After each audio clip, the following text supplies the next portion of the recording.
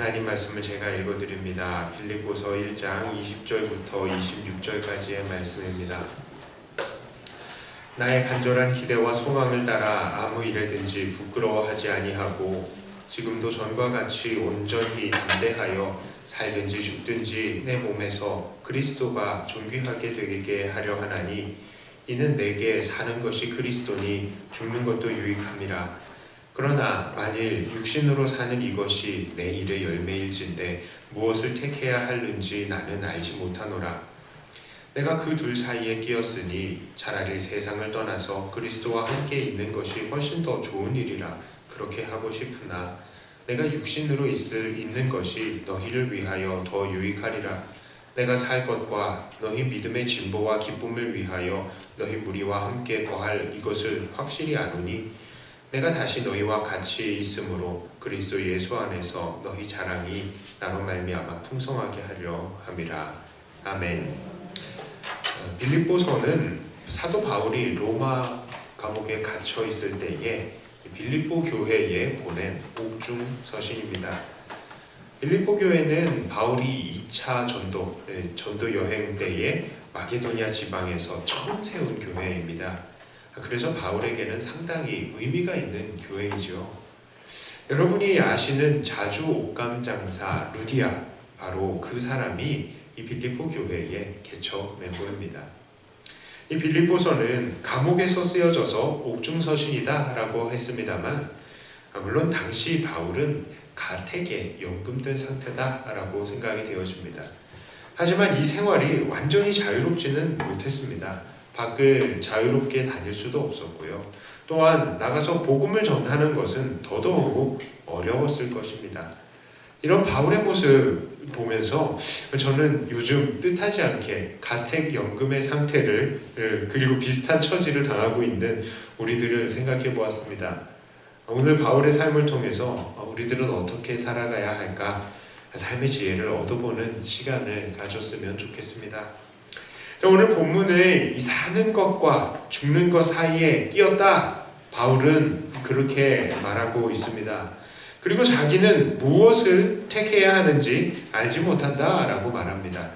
그러나 이 말은 사도 바울이 살고 죽을 수 있는 것을 택할 수 있다라는 그런 의미는 아니에요. 그러니까 사도 바울이 나는 죽기로 택했다 그렇다고 하나님께서 그냥 그래 그만 살아라 하고 바울을 데려가신다는 말이 아닙니다. 자, 심지어 바울은요 25절의 말씀을 보니까 하나님께서 그를 살게 하실 것에 대해서 이미 알고 있었어요. 확신을 하고 있었습니다. 하나님께서 살려주신다고요. 그런데 왜 바울은 자기가 이렇게 사는 것과 죽는 것 사이에서 끼어 있다라고 말을 하느냐입니다. 자, 그것은요 그만큼 사는 것이나 죽는 것이 모두 다 하나님께 영광이 될 수 있다는 것, 그리고 또한 바울에게도 이것이 기쁨이 되는 상태다라는 것을 강조하기 위해서 지금 사도 바울은 이런 표현을 쓰고 있는 것입니다. 사실 바울은 자기가 죽는 것이 자기에게는 훨씬 더 좋다라고 이야기를 합니다. 왜 그렇습니까? 죽으면 예수님과 얼굴과 얼굴로 마주볼 수 있기 때문입니다. 하지만 그렇다고 죽지 않는 것이 나쁜 것입니까? 그렇지 않죠. 물론 사는 것은 고된 것입니다. 22절을 보니까 바울은 사는 것이 일의 열매다라고 이야기를 하는데요. 이것은 다른 말로 하면은 수고의 결과, 수고의 열매입니다. 그렇습니다. 하나님께서 타락한 아담에게 네가 종신토록 수고해야 먹고 살 수 있다라고 했던 그 말씀 그대로 지금 우리가 땀을 흘려야 겨우 먹고 살 수 있다는 것이죠. 그러니까 이것은 모든 인류가 담당해야 되는, 이 아담 이래로 모든 인류가 담당해야 되는 하나님의 책임인 것이죠. 우리에게 주어진 책임인 것이죠. 그리고 우리도 그렇게 땀 흘려야 겨우 먹고 살 수 있는 거 아닙니까? 그러니까 바울은 우리가 사는 것은 그야말로 고생하지 않으면 이어갈 수 없는 것이다 라는 것을 말하고 있는 겁니다. 하지만 이 바울은 이 사는 것도 유익한 것이다 라고 해요. 왜냐? 26절을 보니까 그가 살아가는 것으로 인해 빌립보 교회의 믿음의 진보가 일어나고 또 바울로 인해서 그리스도 예수 안에서 그들의 자랑이 풍성해질 수 있기 때문이다 라고 합니다. 자, 이렇게 바울에게는 죽는 것은 바울 개인에게 유익이 되는 것이고요. 또 산다고 하더라도 그 삶은 결국 그리스도를 위한 삶이 되는 것입니다. 그래서 바울은 21절에서 내게 사는 것은 그리스도니 죽는 것도 유익합니다 라고 담대하게 말하고 있는 것입니다. 자, 사도 바울이에요. 이런 사도 바울의 삶과 죽음에 대한 이 태도는 오늘날 우리들에게도 큰 도전을 줍니다.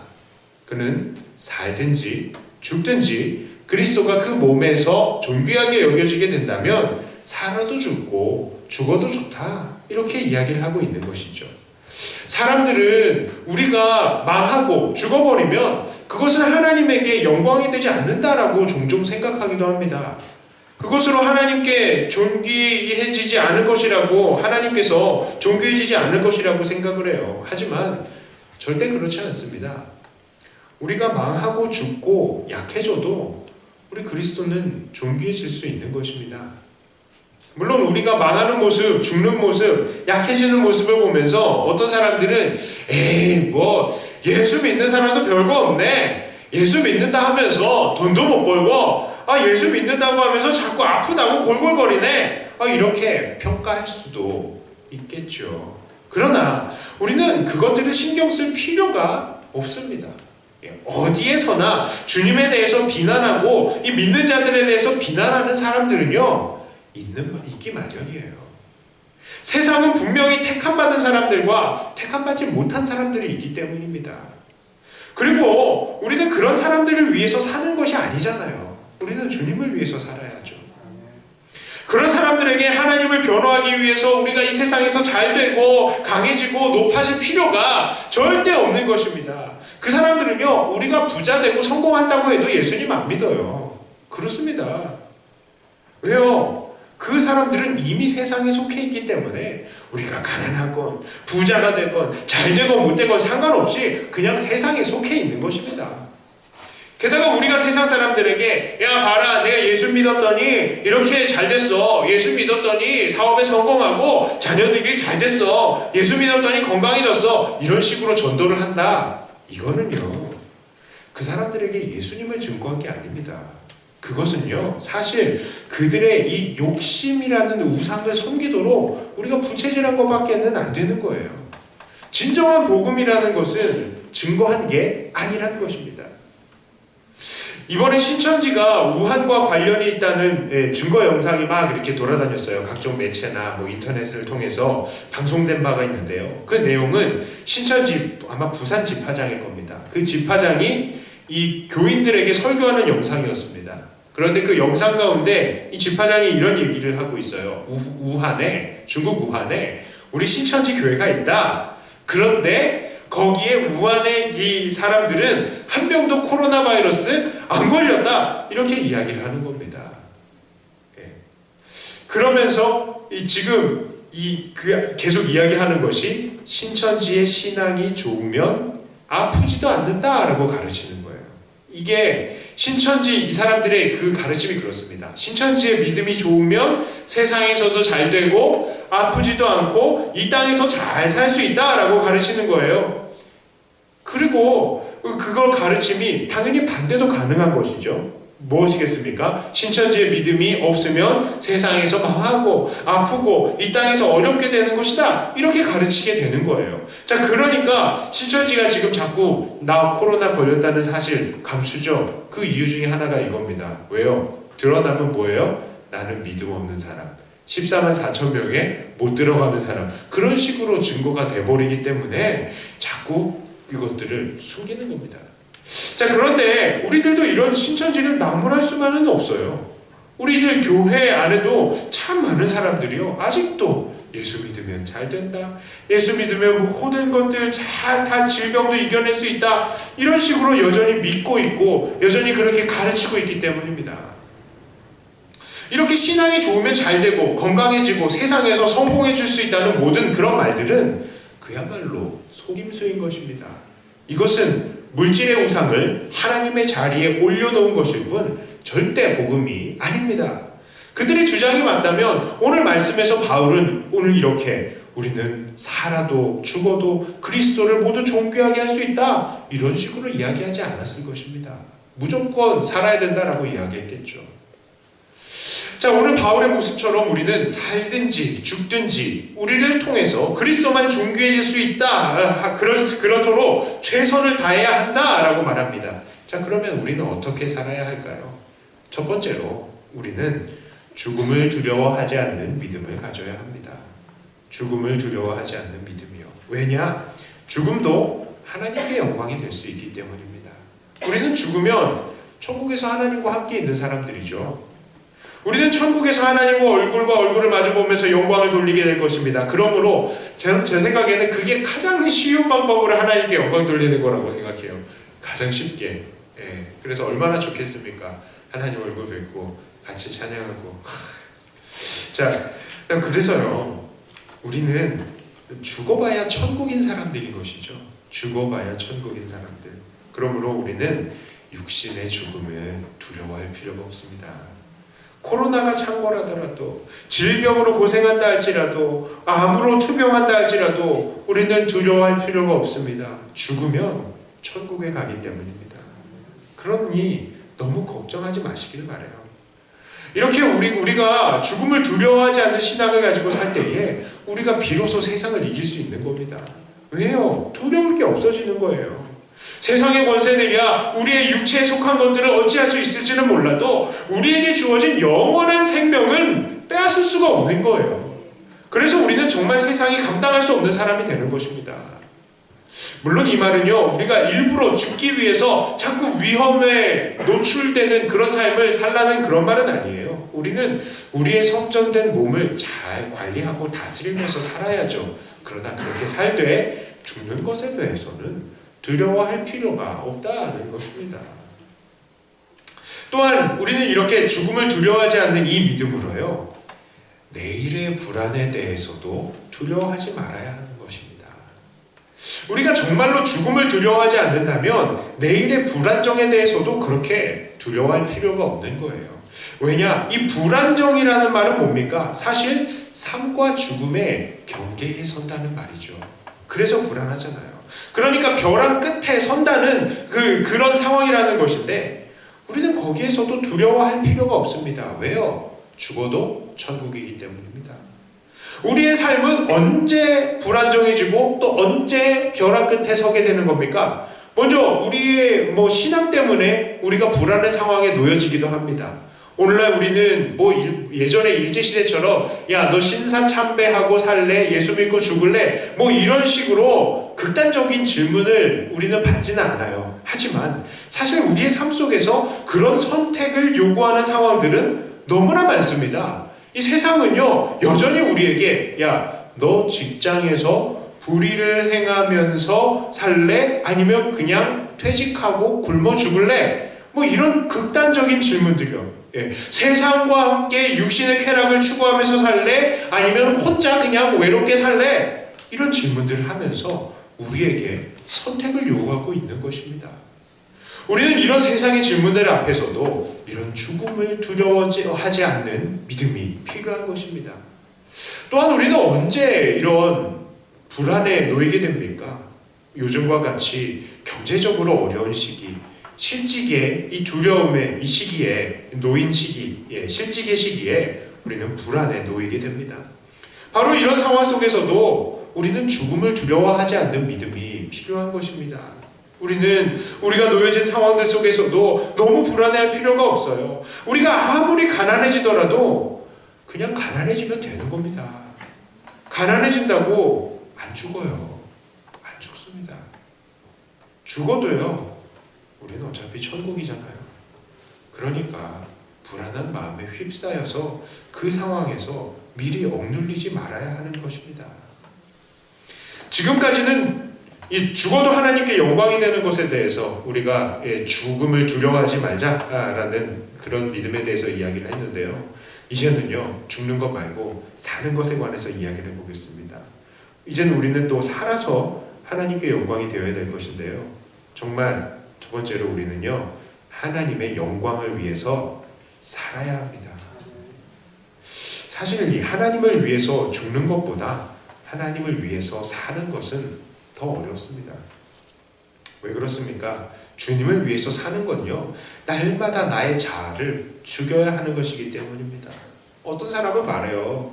죽는 것은 두렵지 않아요. 그런데 죽는 과정이 두려워요. 죽을 때 아프면 어떻게 합니까? 죽을 때의 그 아픔과 괴로움이, 그 상황이 상당히 오래 지속이 되면 어떻게 합니까? 이렇게 말을 합니다.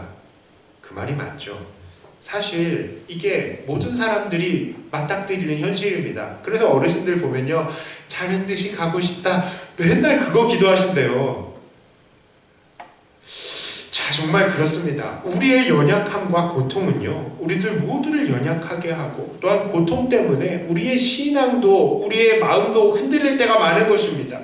주기철 목사님도요, 이 뜨거운 불길 속에 들어가는 것은 잠깐의 일이라 달게 받을 수 있지만 그런 고통도 10년, 20년 계속해서 받기란 정말 어려운 것이다 라고 이야기를 합니다. 그러면서 하나님의 은혜를 구해요.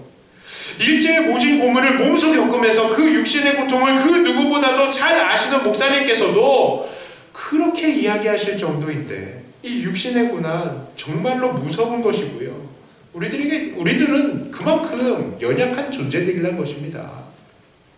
주님을 생각하고 한번 죽는 거 눈 딱 감고 당하면 되는 거죠. 그러나 주님은 우리에게 이 땅에서 살라고 명하셨잖아요. 수고하여서 먹으라 라고 하셨잖아요. 그러면서 날마다 나를 죽이라 라고 하시지 않습니까? 그렇습니다. 우리는 순교의 정신으로 살아야 하는 거예요. 그래서 주님을 위해서 죽는 것보다 주님을 위해서 사는 것이 얼마나 더 어려운지 모릅니다. 그러나 여기 계신 주님의 귀한 자녀들, 그럼에도 불구하고 주님을 위해서 사시기를 바랍니다. 첫 번째로, 우리는 절대로 삶을 스스로 포기해서는 안 됩니다. 이것은 자살만을 이야기하는 게 아니에요. 삶의 모든 부분에서 우리는 우리의 생을 이어가기 위해서 적극적으로 활동해야 하는 것입니다. 적극적으로요. 우리에게 생명이 있는 이유는요, 우리의 생명으로 하나님께 영광을 돌리기 위한 것입니다. 자, 그러니까 우리의 삶을 포기하지 마시고 최선을 다해서 이어나가야 되죠. 만약에 우울증이 있습니까? 자살로 생을 절대로 마감해서는 안 됩니다. 우울증이 있어서 자살 위험이 높다라고 하면 적극적으로 치료를 받으셔야 돼요. 자, 그리고요, 가정폭력을 행사하는 사람이 있습니까? 빨리 신고하십시오. 그거 버티고 있으면요, 결국 살인이 납니다. 그래서 우리의 몸의 생명을 유지를 해야 되는 겁니다. 자, 몸이 어딘가 아프시면요, 반드시 병원을 가세요. 괜히 무섭다고, 병원 가기 무섭다고 병원 안 가시는 분들이 있는데 꼭 가셔서 반드시 치료를 받으십시오. 조금 어디 아프시다 하더라도 병원 빨리 가십시오. 그리고요, 여기 지금 자리에 안 계신 분들이 많지만 어르신들을 위해서, 영상으로 보시고 계신 어르신들을 위해서 말씀드립니다. 제발 늙었으니 죽어야지 이런 말씀 하지 마십시오. 제발요. 그런 말씀은 정말 하나님 앞에 불경한 것입니다. 그거 불경한 거예요. 예. 어른들에게 중요한 의무가 있습니다. 그게 뭐냐? 우리는 한 번도 안 늙어봤어요. 그렇죠? 그런데 어르신들은 늙어봤지 않습니까? 그러니까 한 번도 늙어보지 않은 다음 세대들에게 그 나이가 되면 어떻게 하면 하나님을 더 잘 섬기고 어떻게 그리스도를 존귀하게 하는가, 그걸 먼저 보여주시는 모델이 되셔야 되는 거예요. 우리 어르신들은. 그러니까 어르신들이요, 그 중차중대한 임무가 있는 걸 깨달으시고, 나이 늙었으니까 죽어야지, 절대 그런 말 하지 마십시오. 앞으로 제 앞에서 그런 말이 한번 들렸다, 저 진짜 화낼 거예요. 화낼 겁니다. 자, 그리고요, 젊은이들도 있습니다. 젊은이들도요, 결혼, 출산, 취직 포기해서는 안 됩니다. 취업도 잘 안 되고요, 사람들 만나기도 힘들고, 집값이 너무 높아서, 그리고 또 월급도 쥐꼬리만 하고, 이러니까 사람들이요, 야, 이런 상황 속에서 어떻게 애기 낳냐, 이렇게 생각하면서 막막해 합니다. 그래서 결혼도 안 하려고 하고요, 출산도 안 하려고 합니다. 그러나 이것도 일종의 삶의 포기예요. 우리는 절대로 삶을 포기해서는 안 됩니다. 왜요? 우리는 삶으로 하나님께 영광을 돌리고 또한 이 땅에 믿는 자들이 더 많아지게 하고 생육하고 번성해야 될 의무가 있는 사람들이에요. 그러므로 우리 젊은이들 절대로 결혼과 출산을 포기하지 마시기 바랍니다. 자, 포기하지 말라는 것에 대해서 이야기했지만 이제 또 두 번째로요. 우리는 내일을 준비해야 하는 겁니다. 우리는 오늘도 하나님께 영광을 돌리는 삶을 살아야 하고요. 또 하나님께서 내일을 허락하시면 내일도 하나님의 영광을 위해서 살아야 되는 겁니다. 그래서 오늘은 더 나은 내일을 위해서 준비하시고 그렇게 연구하고 노력해서 살아야 하는 겁니다. 학생들이요. 그래서 더 열심히 공부해야 돼요. 일하는 사람들 더 열심히 일해야 되는 겁니다. 이게 너무나 힘들죠. 그러나 삶은 힘든 겁니다. 특히 예수 믿는 사람들의 삶은 더 힘든 겁니다. 우리는 우리가 맡은 자리에서 날마다 우리를 죽이면서 내일을 준비해야 되는 겁니다. 그리고 이것으로 내일도 하나님께 영광 돌리는 삶이 되는 거예요. 그러니까 학생들이요, 열심히 이거 공부하면 싫어요. 아니에요. 순교하는 마음으로 공부하셔야 됩니다. 학생들은.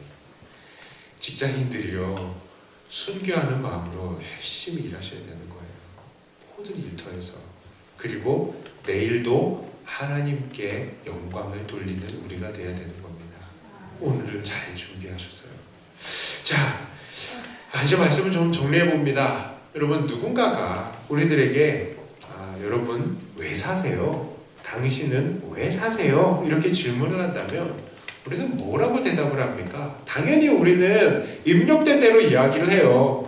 저는 하나님의 영광을 위해서 삽니다. 이렇게 말하죠. 이게 정답 맞습니다. 그런데 말은 그렇게 하고서 사실 삶의 고백으로는 죽지 못해서 삽니다. 이렇게 억지로 살고 있는 사람들은 없습니까? 그러나 우리가 죽지 못하고 있다는 사실은 분명히 아주 중요한 사실을 말하고 있는 것입니다. 무엇입니까? 바로 나를 향해서 하나님께서는 큰 계획을 가지고 계신다는 증거입니다. 나를 통해서 아직도 받으실 영광이 있다는 증거인 것입니다. 그러니까 우리가 죽고 사는 것을 우리 마음대로 선택할 수가 없는 이 땅에서 우리가 살고 있다는 것, 여전히 우리는 하나님께 영광을 돌려야 된다는 것이죠.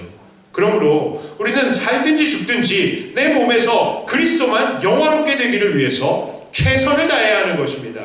그러므로 우리는 죽음을 두려워하지 않는 믿음으로 천국을 소망하며 치열하고 과감하게 살아가시고 또 포기하지 말고 내일을 준비하면서 적극적으로 살아가야 하는 것입니다. 이런 삶과 죽음에 대한 태도를 통해서 정말 세상이 감당하지 못하고 오직 하나님의 기쁨만 되시는, 그래서 하늘의 영생을 오늘부터 누리시는 저와 여러분들이 다 되시기를 주님의 이름으로 축복합니다. 기도합니다. 하나님 아버지, 살든지 죽든지 내 몸에서 그리스도만 영화롭게 되는 그런 우리가 되게 하여 주시옵소서. 죽음을 두려워하지 않는 믿음 갖게 하시고 포기하지 않고 오늘을 살아가며 내일도 준비하는 우리가 되게 하여 주시옵소서. 그리하여서 매일매일 우리의 삶이 하나님에게 기쁨이 되고 우리가 장차 하나님 앞에 가서도 잘하였다, 착하고 충성된 종아 하고 칭찬받는 우리가 되게 하여 주시옵소서. 세상은 어떠한지 상관없이 우리는 하나님 안에서 우리의 맡은 바에만 최선을 다할 수 있는 우리가 되게 하여 주시옵소서. 하나님, 특별히 이 자리에 함께 있지 못한 이 성도님들을 축복합니다.